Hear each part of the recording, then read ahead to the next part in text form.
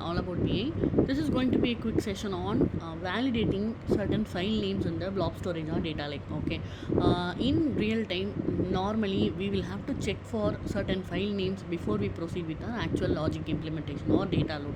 For example, in my data lake, if I have file1.txt, file2.txt and file3.txt only, then I can go ahead and load all of them. Otherwise, I'm not going to load any of them.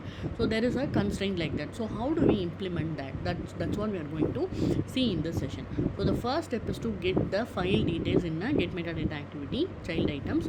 So the moment we execute a get metadata activity, it will be giving us all the file details and folder details present in current folder in the form of JSON. So this is an array of JSON elements, and what we are actually going to do is we are going to search in this array for a particular file name or 2-3 file names. Okay, but when we search, we cannot search it as a string search. Okay, it has to be a JSON search because the array itself is a JSON array. So the element that is being passed to the array for search should also be a JSON element. Okay, so how do we create such JSON element? That's what I'm going to tell you. Expression will be quite simple, but just that you'll have to take care of formulating it well.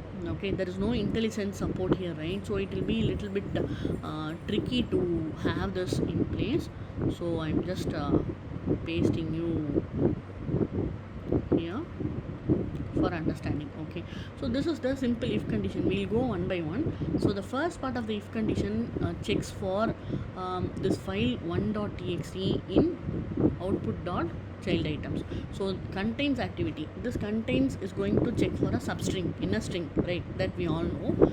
So contains takes two arguments. One is the string and second is the substring to be searched, right? So what is the string in our case? It is nothing but the output of the get metadata activity. So what is the element to be searched? That is nothing but file1.txt, but I cannot give it directly file1.txt. I have to convert it into a JSON element and I have to pass it on to the contains function. Okay, so once this if condition is succeeded, this is the true part of the if condition that will get executed. In the true part, I have another if condition. It checks for file2.txt. If this is also succeeding, I will go to the success part of this if condition, which is nothing but I'm searching for 2.py. Okay, if all these three if conditions succeed, we will get the value as true. Otherwise, if any of them fails, we will get false as the outcome. Okay, so if we have a false in place, it means that one or more files are missing in the search criteria. Okay, so I can paste this onto the description section so that it can be taken as a reference for your expression building. Okay, so I'm just executing this, and so inside if condition, what I'm doing is I have a set variable activity for each condition, true as well as false.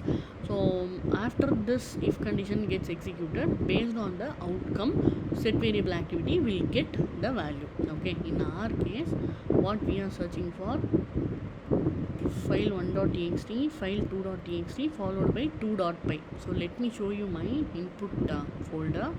So we have file1.txt, file2.txt. There is no 2.py. Instead, I have 1.py. So my output has become false. See here, or no.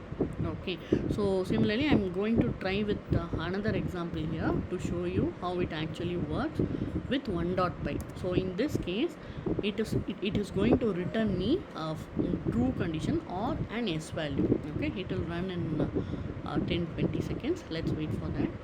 So the tricky part here is to construct the expression, nothing else. Okay, so we all need we all know the logic behind, but just that frame the expression appropriately for it to work. All right, so this time true part will get executed and set variable 1 will be assigned. If you look at the value, it is showing yes. Okay, so that is what I had for this session. It came across as one of the questions in Stack Overflow. Just wanted to share with you all so that you can get benefited out of it. Thanks a lot for watching. If you have questions, post in the comment section, or if you haven't subscribed to my channel, I request you to subscribe. Thank you so much.